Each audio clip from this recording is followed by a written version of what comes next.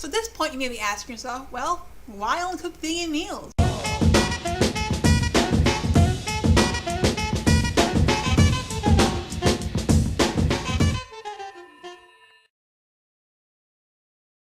mean, basically the relief kitchen is in my own personal kitchen. New York City kitchens, at least standard New York City kitchens, are not big. If someone donates 50 pounds of pasta, I can pretty much store that in any place in my apartment, right? But if they give me 50 pounds of meat, well, that has to be put in the freezer. And if you've seen my freezer, then you know that my freezer is not that big and I have no way of properly storing 50 pounds of meat. Basically, there's just more safety precautions that one must take when handling meat and or dairy, whereas you just don't have to deal with that when dealing with vegan, non-perishable foods. There are certain food items you can put in a donation box that's safe and sanitary, and others not so much. A box of pasta, good times. A thing of meat, not so good. Not so good. That's a little unsanitary. Basically, it's just cheaper to not work with meats and cheeses. I can get a lot more pasta for my money than I can meat. Here's a demonstration that breaks it all down for you, so hit it! So I'm going to break down basically how you can get more food for your buck when you go, for example, with pasta versus meat. Pasta versus beef, which is cheaper? Okay, now here we have a supermarket's webpage, and you can see there's a wide variety of pastas, including a wide variety of sales. But what the cheapest pasta that we can find? Yes, it's the Goya enriched elbow pasta, which is vegan, and that is $1.25 per pound. So let's go over to the meat section. What can we get for $1.25? Right? Let's see. We're going down the list. $4.29, $3.99, $4.49. $5.59. Here we go. Here's something for 89 cents normally, but you're only getting 2 ounces, so it's not the same value. So right then and there, if you compare the pasta to the meat, you can simply get more pasta for your buck. Beans versus beef, which is cheaper?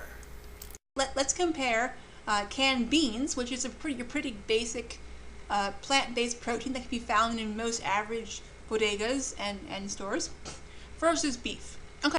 Right. So we have close to a pound of beans here, and they're about $1.19 per can. Let's go over to the beef. What can we get for $1.19? Let's see. The cheapest one they have today looks like $3.89, right? $3.89 is the best thing. Yeah, that's $3.89. So that is about that's a pound of beef ground chuck family pack. But that's $3.89 for a pound versus $1.19 for pretty much a pound. It's protein versus protein part 2 as we compare beefy parts of the cow versus beans. Here are some really cheap parts of a cow. We have veal heart and we have veal kidney. Now veal is a baby cow, so it still counts as beef, even though it's not labeled as beef. It's $1.69 for a pound.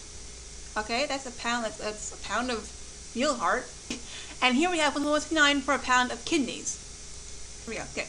The plant-based protein is still cheaper at $1.19 per pound than the really cheap bits of the baby cow, being the veal heart and the veal kidney. That just shows you that even when you go with the really, really super cheapy parts of the baby cow, it's still more expensive than about a pound of beans of plant-based protein. And the last reason is because it's better for the environment. What we eat causes greenhouse gases. Greenhouse gases leads to climate change. Climate change leads to events like Hurricane Sandy.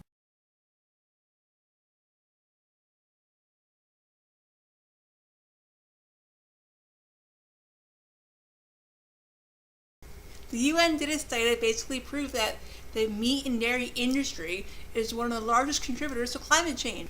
And if Hurricane Sandy is being linked to climate change, then in my mind it only makes sense to make meals that are plant-based. That way I'm fulfilling the need for relief meals without supporting the very industries that got us in the mess in the first place, or at least helped get us in the mess in the first place. Hi, I'm Mickey. Hi.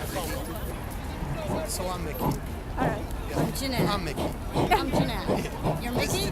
Yeah. Oh, okay. Nice to meet you. Okay. How you doing? How you doing? Well, surely cars and so on, you generate more greenhouse gases. Actually, they're about 33%. The animal byproducts industry is about 51%. How do they arrive at this number? Is the entire industry. And I would encourage anyone watching this to find out for themselves. Google the words World Watch Institute, climate change, vegan. The main point of that study is to show the connection, and the connection for people who are curious. You cut down forests, which leads to more carbon in the atmosphere. You pave the planet for transportation reasons, it leads to more carbon. Overfishing, it leads to ocean acidification, it absorbs less carbon. All this stuff adds up. Then, of course, the sheer number of the animals and the pollution into the waters, and it's such a large scope, and if people will look up World Watch Institute and look up the study, they can kind of draw their own conclusions from there.